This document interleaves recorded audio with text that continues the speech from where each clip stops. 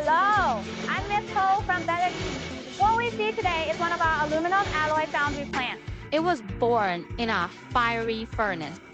It's an amazing ingredient for building spaceships. It is also a necessary material for the casting of the world, light enough to make critical airplane components, but hard enough to hit a baseball.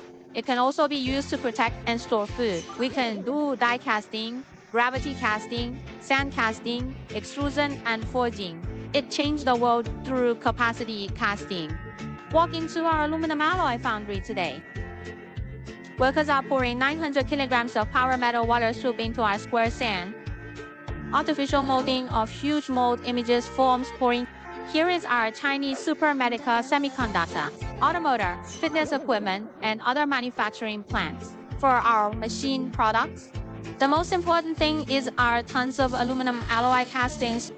The entire machine is made with parts from China. This foundry, as early as 30 years ago, this is still a small blacksmith shop. He has a history of more than 500 years of ironing and iron casting.